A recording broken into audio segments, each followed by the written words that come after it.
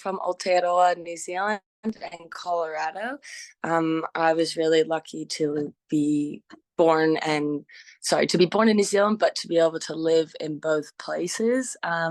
And in New Zealand, we're very lucky to have the Māori, the indigenous culture, be a big part of our country. And that, I think, was one of the big things that was raised, kind of encouraged me to care about the environment, about Papatūānuku, our Earth Mother.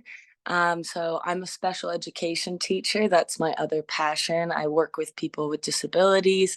Some of the things I love to do is getting outside, going kayaking, hiking.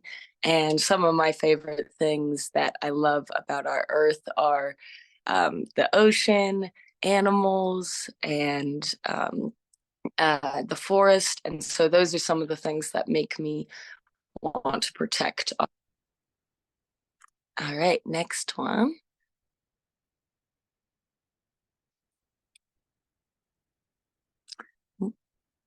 So my Earth Guardians journey. So I have been involved with Earth for about 5 years. I joined in university.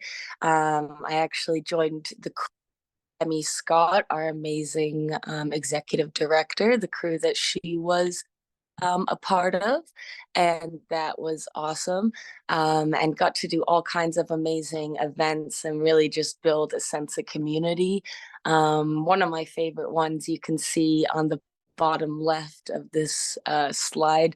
We made a sculpture of a polar bear out of trash from our campus. So that was one of my favorite activities. And now I'm lucky that I get to be the regional crew counselor North America and get to support Earth Guardians creating crews and also just managing their crews and everything. So I'm very thankful for Earth Guardians. It's really given me like this global family of leaders and helped me feel a lot less alone in this environmental crisis. Next one. So whenever you see this cool little duck, that is when I want you to either drop something in the chat or come off mute and tell me. So if you want to either drop in the chat or you can come off mute and tell us your name, your location, and one thing you love about our Earth, because I always think it's great to start off by thinking about what we're here to all protect and care about. So like I said, I'm Emmy and I'm in Queenstown, New Zealand right now. And one thing I love about our Earth is the ocean. Does anyone, you can either pop it in the chat or does anyone want to come off mute and tell us their name and location and one thing they love about our Earth?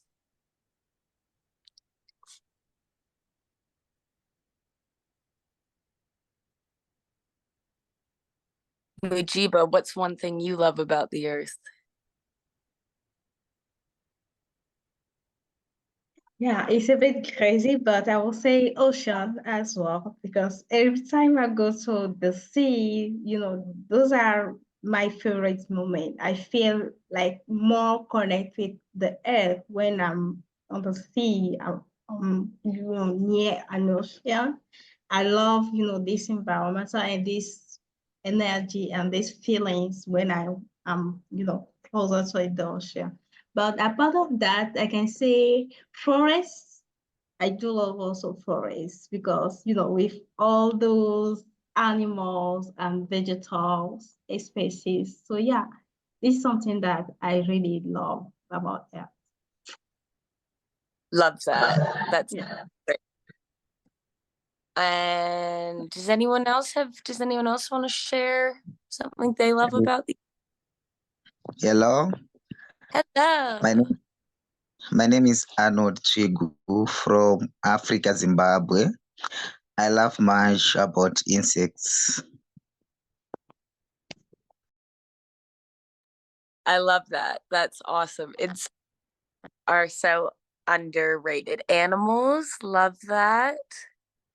So yeah, Awesome. Thank you for sharing. Yeah, I think thinking about, the different things that we're here to protect can really help us in um, being able to know what we're fighting for. And you love the forest. I love that.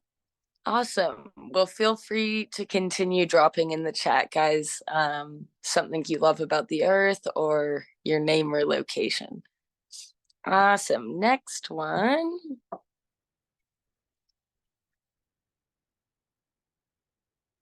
Oh, you can go ahead and change it, Mujiba.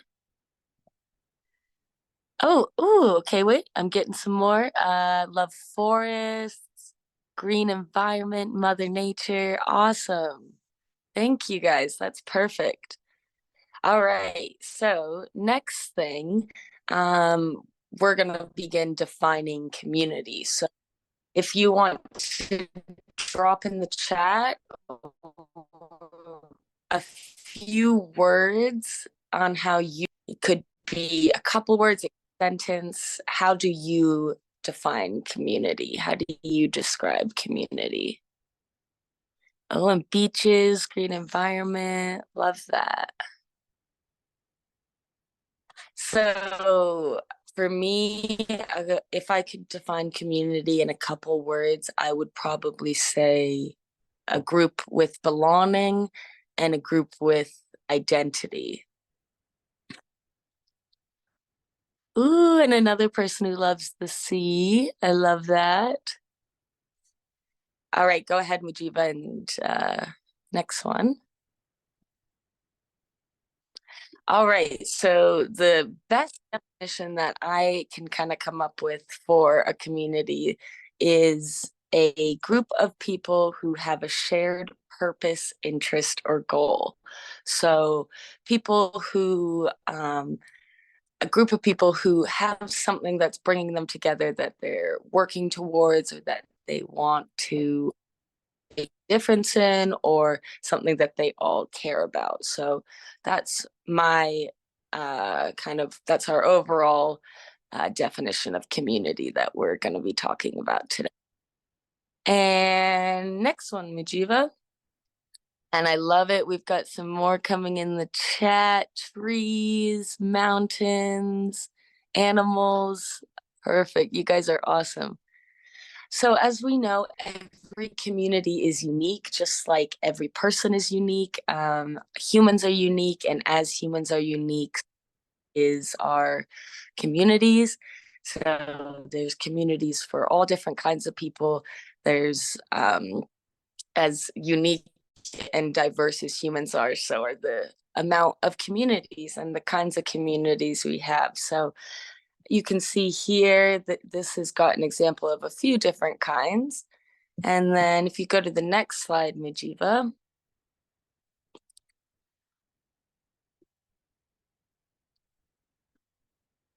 This is what the different types of communities are. So if we kind of look at, we know the overarching idea of community is people with a shared purpose or goal, but we can kind of zoom in and see the different types of communities. And by knowing this, we can help better understand how we can support our group and support our community. So we have communities of interest, which are individuals who connect over some kind of shared experience or passion. So this could be people who have some kind of interest in bird watching or could have some kind of interest in music. Practice is a community of people who share a common profession, craft, or skill. So this could be people who share in carpentry, who do art. So this it could be people who play soccer.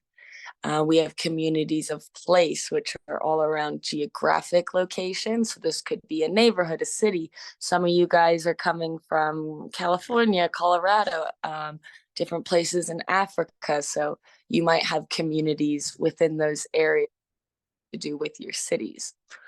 We have communities of action, which are people who come together towards a common goal or purpose. So this could be a group that works on women's rights issues. This could be a group that works on environmental issues. And then we have a community of circumstance. So individuals brought together for a shared life situation, challenge, or experience. So this could be a group of mothers who all have experienced having babies. This could be a group of students who all know what it's like to go to school. So those are kind of our categorizations of communities.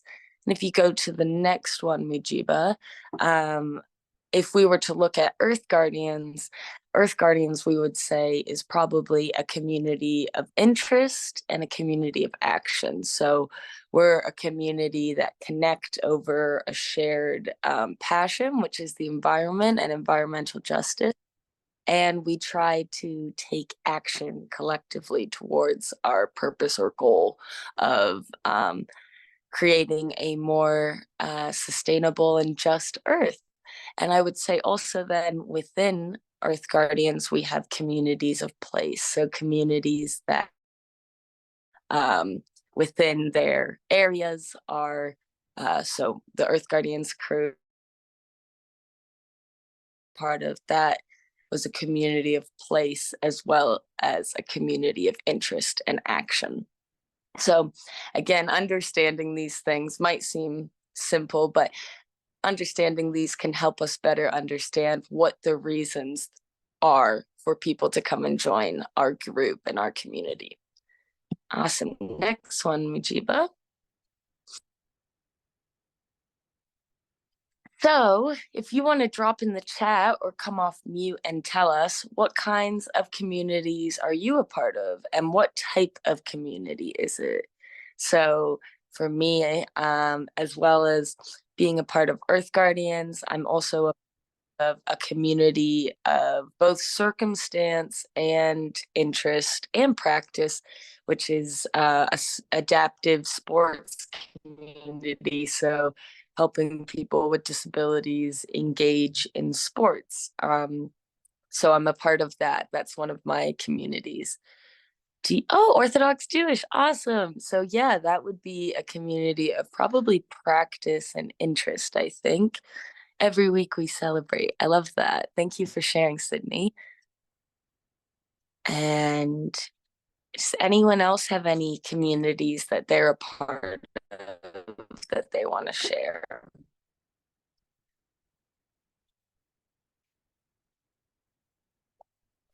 Mujiba, are you a part of any other community? Oh, volunteer. Oh, I love it. Volunteer at Kids with. Yeah. I'm a part of a community of yoga teachers in the area, and so I guess you would call it action and probably interest. And we try to celebrate also each week ourselves and each other in our community. Thank you so much for sharing. I absolutely love that. That's so awesome. And definitely that, yeah, action, practice, interest, probably place as well. So that's really special that you have that group. Some other people belong to a music community. That's super cool. So that would probably be a community of practice. We have Peter volunteering with kids with special needs as their doctor. That's amazing, Peter. And then Victor in Earth Guardians. Love it. Awesome. So those are, yeah, just examples of what kinds of communities we're a part of. And you can go to the next one, Mujiba. So now we're going to get into the nitty gritty. So we're going to talk about what the qualities of thriving communities are. So we know the kinds of communities that we have. We know kind of what the definition of community is. Now we're going to really talk about what the key characteristics that we want to see in our communities in order for them to be successful. So next one. And thanks again, everyone, for your patience while I go next one, because of my Wi-Fi. Thanks, everyone. All right, so thriving communities. Oh, sorry, you can go back one, Mujiba. So thriving communities have a clear mission, free interaction, everyone is involved. So these 5 things, experience and kind of research I've done on the sociology and psychology and all that behind communities. So these are kind of our 5 big indicators that we want to look at to see if we have are able to have strong communities that can effectively achieve what they want to achieve. So we're going to go through each one and kind of talk about what some of the action steps are towards creating this. So the first one we're going to talk about is a clear mission. So you can go ahead and switch it when you have a second, Mujiba. Thank you so much. Awesome. So clear mission. This is the foundation of your fade, the foundation of your house. So making sure that we all know what we're fighting for and what the exact goal is. So brainstorming a mission statement is to do exactly what we did at the beginning of this call, which was to kind of talk about what we're fighting for. What are the reasons that we care? What are the reasons we care about our planet? What are the things we're fighting to with the what? So your mission statement is really the what and the why. And then from the mission statement, you want to create goals and objectives, which are the how.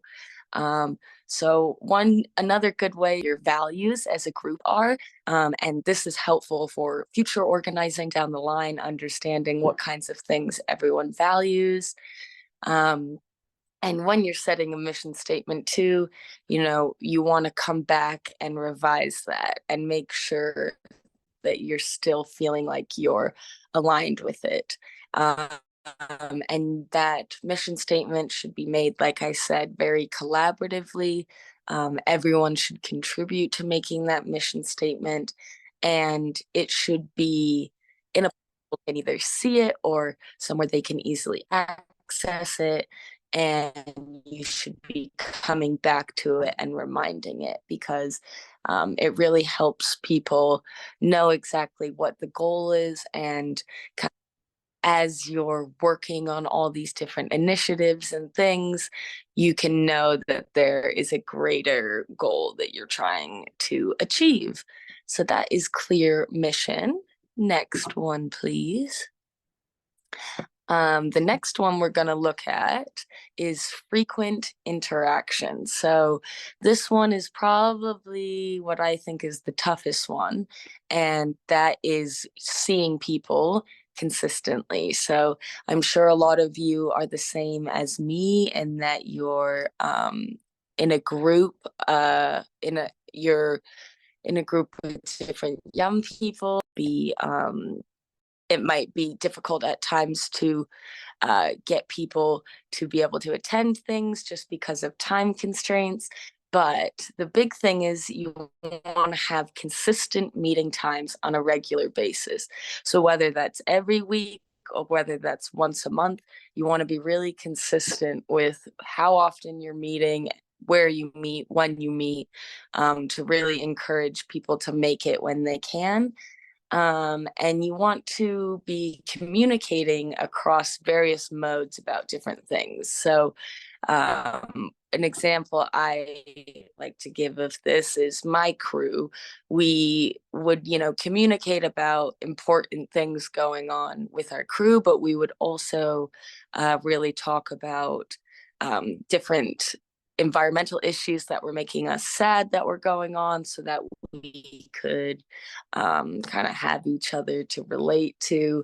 We would share kind of tiny wins of things that were going on for us throughout the week. So we really tried to engage with one another, not just during meeting times. So that's kind of the big part of this, is trying to figure out how can you interact with your members of your community, not just at meetings. How can you make them feel valued and cared for beyond just meetings?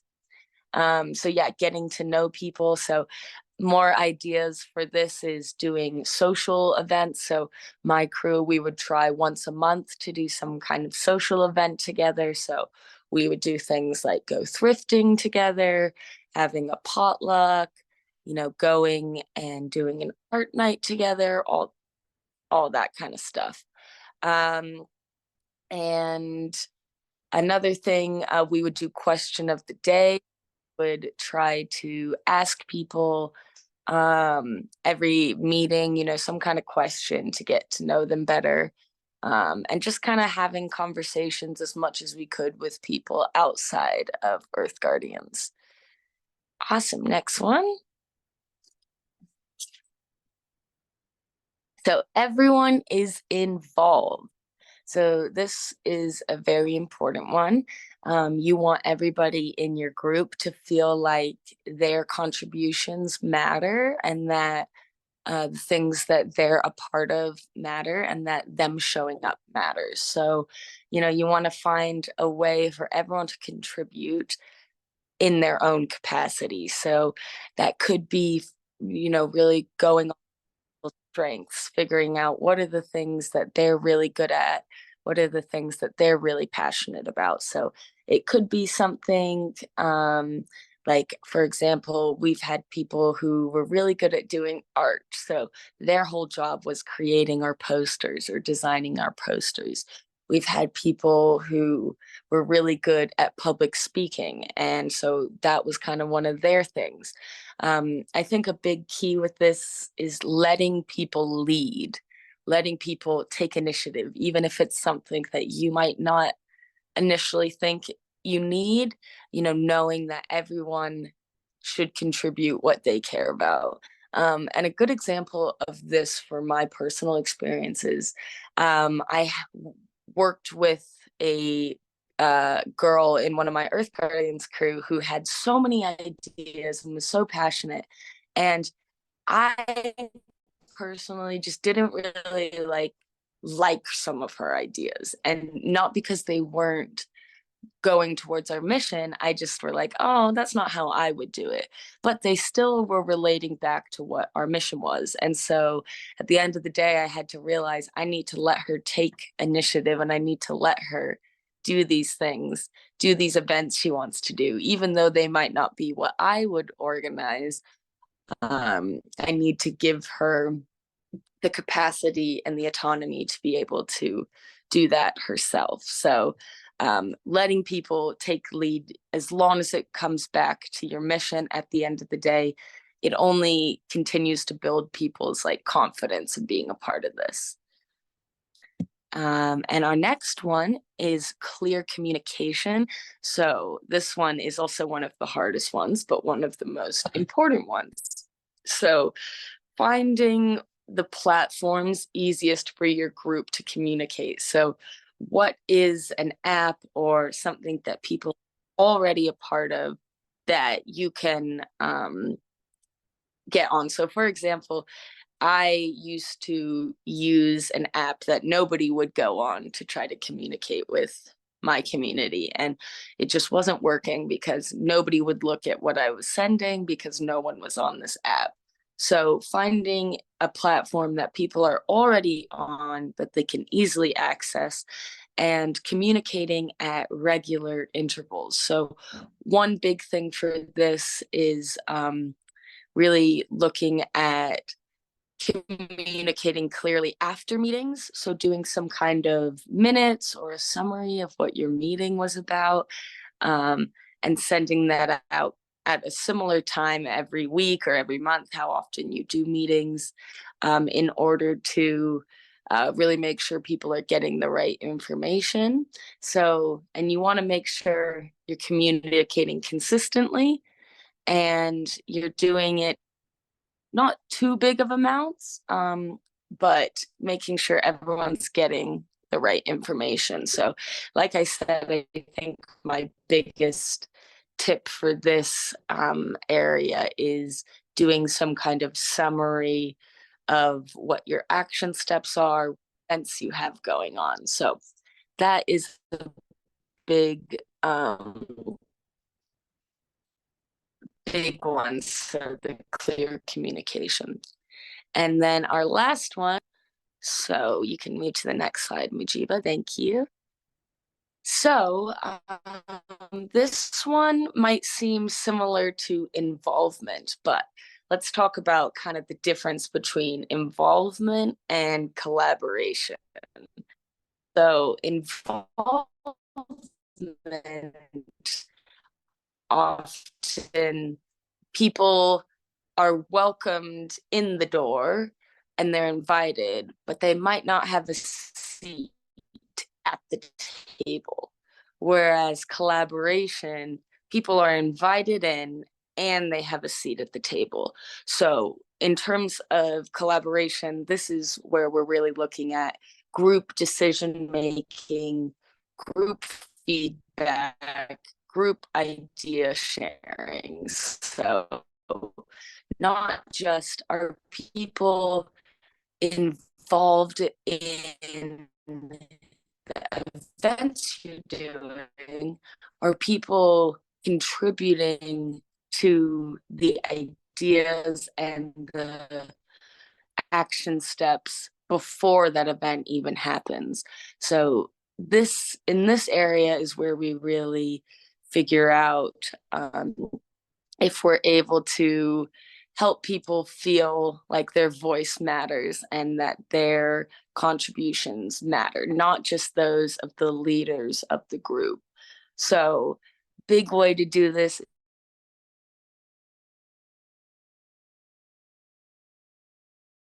is by asking for feedback from the group. So you do something, making sure that you're as a group so that everyone feels like, oh, perfect.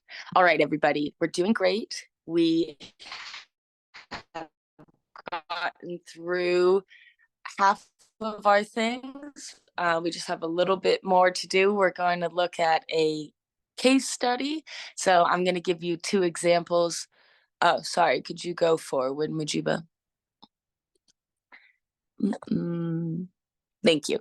So last thing we're going to do is I'm going to give you 2 examples of communities and kind of tell you a little bit about the strategies and the things that they would use, areas for improvement.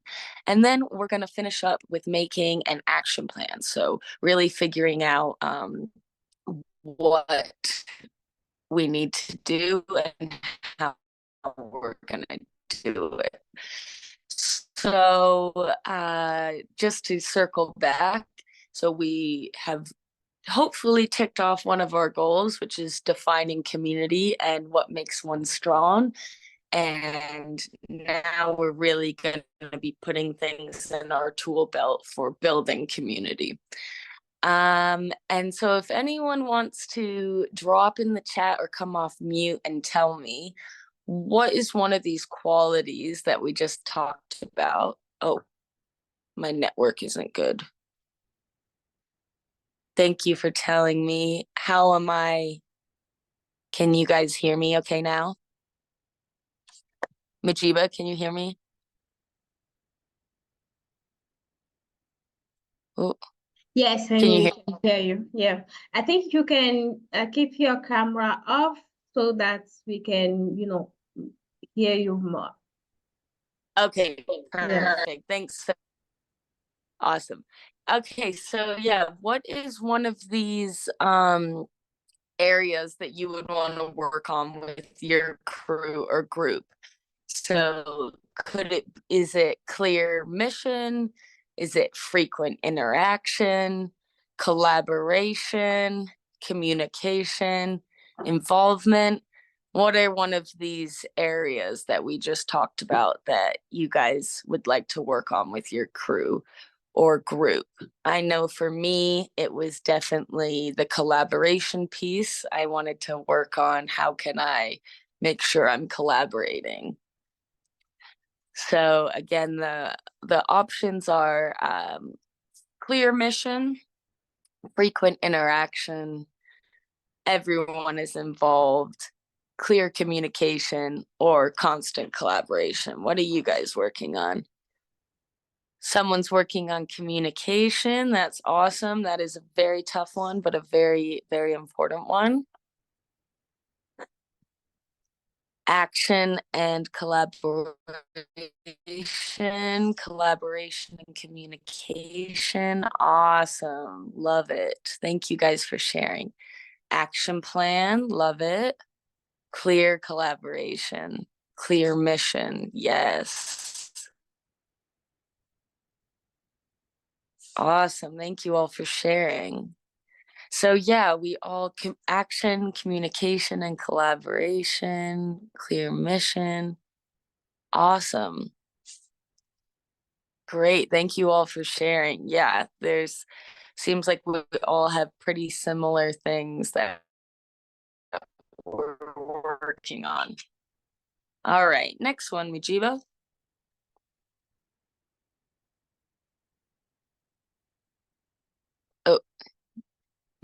Thank you. All right, guys. So we're going to look at 2 case studies. So I'm going to basically tell you the story about these 2 different groups and kind of what their successes were, what their areas of improvement were, and we're going to see what we can learn.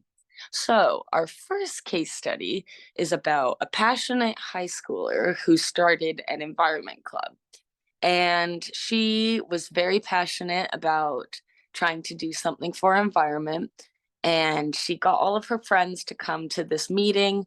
And at the first meeting, there were over 50 people, and everyone was really excited. Everyone was enthusiastic, and everyone in the room cared about the environment and cared about the earth. And at the first meeting, this girl, we're going to call her Cassie. Cassie stood in front of the class and she told everyone about all these ideas that she had and all these things that she wanted to do. And everyone just kind of listened. And as the weeks went on, Cassie continued to kind of just stand at the front of the classroom and kind of just talk to people about the different ideas that she had and the different things that she wanted to work on. But she didn't often ask people what they were thinking or what they wanted to do or what their ideas were.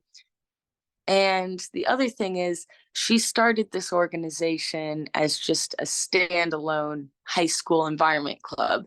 So she wasn't a part of any larger organization.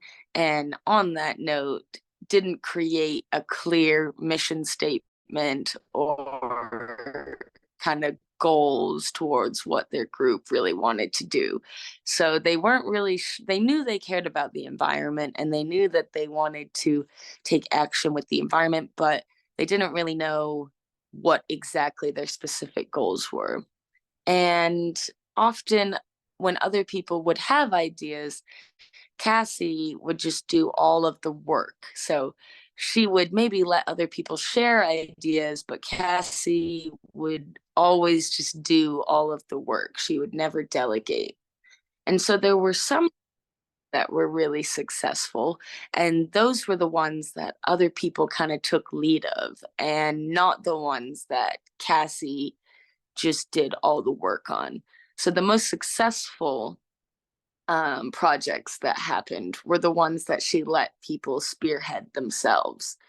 And then another mistake Cassie made was she used an app to communicate that nobody ever went on, and she wouldn't communicate very consistently.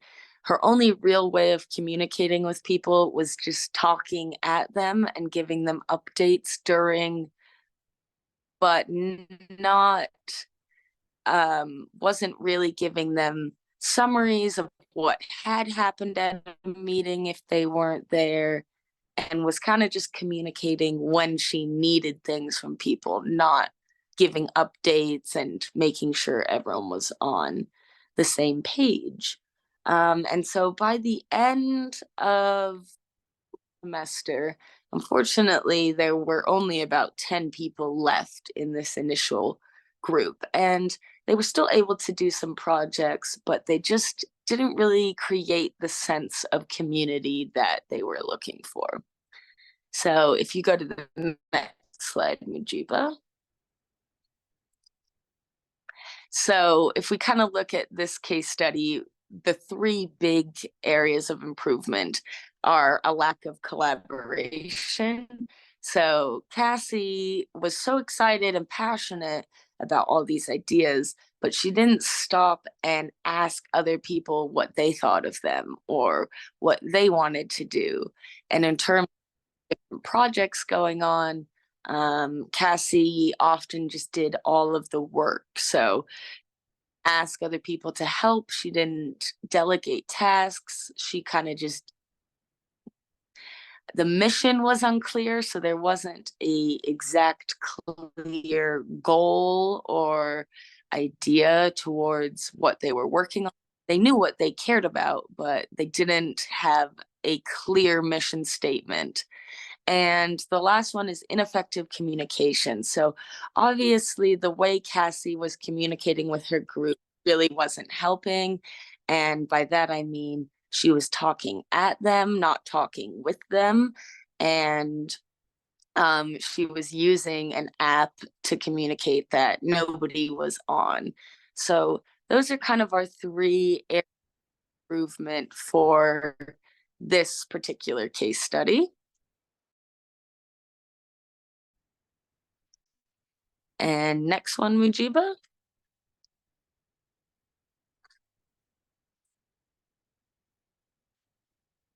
All right. So last case study, and then we'll talk about our action plan, and then we'll be done. So thank you all for hanging on with me. So our second case study was at a university, and the leader of this group's name was Sarah. And Sarah really worked on building a sense of belonging and a sense of care within the group. So it was a small group, but everybody really felt valued and cared for. And one big way Sarah did this was by, really getting to know people. So she would really try to take the time to get to know people, to talk to people, and to kind of figure out who they were. There was also a big sense of support with the group. So different people would do different things to try and support each other, like going to each other's soccer games or supporting each other in groups they had. They brainstormed each semester kind of what their goals were for that semester, as well as kind of coming up with some SMART goals and an action plan. And they were also a part of a larger organization. So they were one chapter of a larger organization. So they had an overarching mission statement or goal, and they kind of stuck to that and really would circle back to that. Everyone sat around the table at meetings. There wasn't one person standing at the front talking at people. Everyone sat around the table and contributed ideas, and people felt like they could take the lead on different things. And another big thing that this group did is they found out what the best ways of communicating were. So they used apps and things that people were already on, that people were involved in. And they also did social events. So they would do a potluck, they did a Friendsgiving, they did different events to really try to create a sense of community. And this group, the people cared just as much as the first group, but they just didn't quite have the structures in place. So if you go to the next slide, if we break down what the kind of issues were, what the strengths were here, there was constant collaboration. So everybody not only was invited to the party. They had a seat at the decision-making table. There was a clear mission. So not only did they have a overarching goal from their larger organization, they also set smaller goals within their organization, and everyone was involved. So everybody participated in whatever way they could and joined in whatever way they could. So, plot twist, these case studies are about me. And the first one was about me creating a high school environment club. And the second one is about me joining the Earth Guardians crew that Emmy Scott led. And so, kind of the moral of the story here is when I created the environment club in high school, I was just so passionate and I just cared so much, but I really didn't put in the work to create that sense of community and to really build these pillars of collaboration, communication, and involvement. So although it was super awesome, that I started this environment club, I really didn't build the foundation of a community. And because of that, I didn't have as much buy-in from other people, probably partially because they knew that I would just do all of the work. And then, the other story is about the Earth Guardians crew at my university and just how big of a difference I saw with having constant collaboration, having a clear mission, and having everyone involved. So those are some examples for you guys of kind of how all of this comes into play. And if you go to the next slide, Mujiba, now we're final part. Thank you all for hanging on. We're gonna make an action plan. So we're gonna do a rapid idea session, a rapid fire idea session. So I'm gonna give us 60 seconds, or I might do 30 seconds. We'll see how much you guys start talking in the chat. But I want us all to type into the chat our ideas for engaging our community that we've gotten from this session. So it could be doing some kind of social event. It could be creating committees so that everyone feels that they can contribute. It could be improving your methods of communication. Ideas are, and hopefully we'll see a big thing of ideas. So I will count us down, 3, 2, 1, and then everybody try your best to put in some of your ideas. So 3, 2, 1, go. I'll be the music. Do do do do do do do do do do do do. Oh, let me see what she said. There was a group that had great team of volunteers, inspired and motivating in achieving the missions and goals. However, there was leadership struggle dealing with calories or leadership struggles. I think it was leadership struggles was the big one for that first team. So they had the passion, and I would say they had similar values, but they just didn't have the collaboration and the group involvement that everybody needed, as well as, like you said, understanding of core values. Like they all, I think, knew the values, but they didn't communicate and have a clear mission. So committees, community training, love that. And let's see, what other ones can you guys come up with? Some more ideas for engaging our community. No one left out. Love that. Making sure everyone's involved. I'm going to add in here question of the day at meeting to get to know people. Awesome. Any more ideas?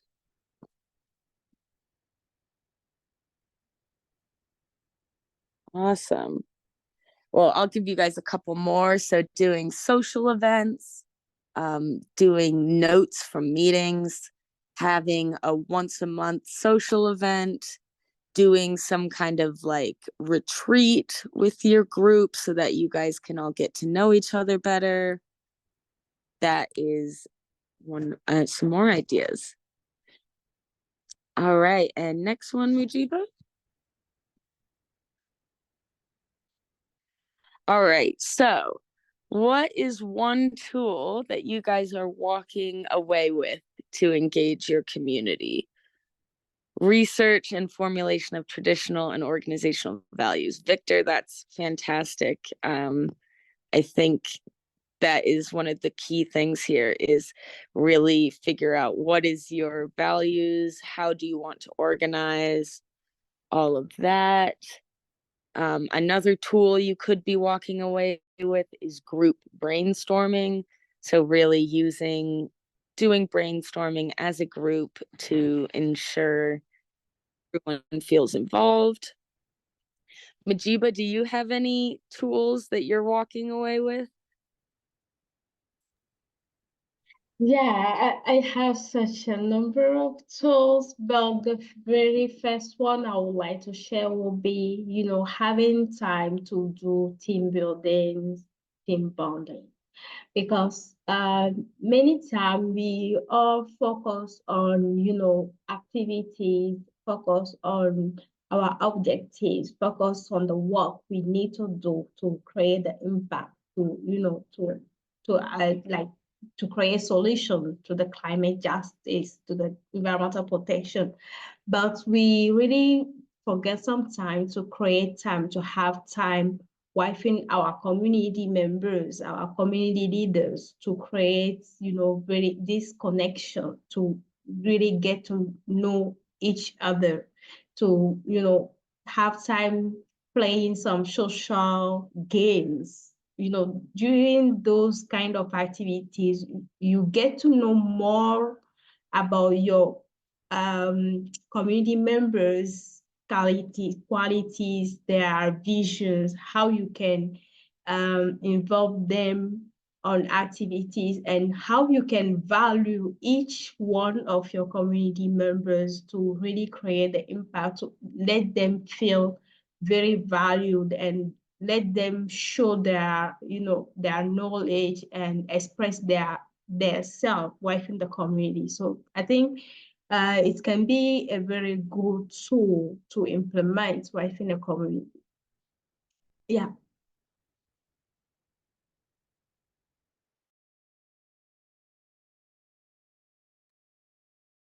Love that, Mujiba. Thank you so much for sharing away with is people join people. I'm gonna put that in the chat and I'm gonna say it again. People join people. So people join groups, people are part of groups because they want to be around like-minded people. And so people, although yes, the care for the environment, that desire is very, very strong. Even stronger than that is humans' need for community. So really playing off of our humanity and really playing off of our kind of needs for community and ensuring that you're creating one that people feel like they matter. Does anyone else have any tools that they want to share? It could be something from this, or it could be ideas you already have that you're walking away with to engage the community.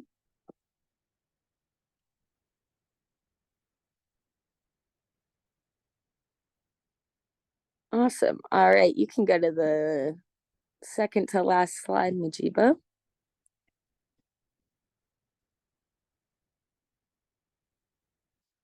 Awesome. Thank you guys so much. We talked about community. We talked about case feedback. Love it. That's a good one. And I hope that you're walking away having a strong idea of what community is and having the tools. I put my info on there. Please take a picture or a screenshot. I'd love to hear from you all. I'd love to brainstorm with you. I'd love to talk to you more. As I said, it makes me emotional, honestly. The Earth Guardians community has given me this global family, and you guys are all a part of it. And I'm so thankful for you all being here, and like for all that you guys do to take care of our planet. So please reach out to me if you have ideas, or if you just want to talk or connect. I love meeting other Earth Guardians. And if you go to the left slide, Mujiba, just kind of want to end with this quote. There is no power for change greater than a community discovering what it cares about. So just remember, you already have everything you need inside of you and inside of your group. And that is the passion and the care. And all you need now is just the structures in place to build a strong community. But you already have everything you need right at your disposal because you care and you're passionate. And just never underestimate the power of a small group who cares. You all have inspired me so much with just hearing the little bits and pieces of what you guys do in your communities. And just remember that everything you're doing creates a ripple effect that comes across to all of us across the globe who care. So thank you so much all for joining.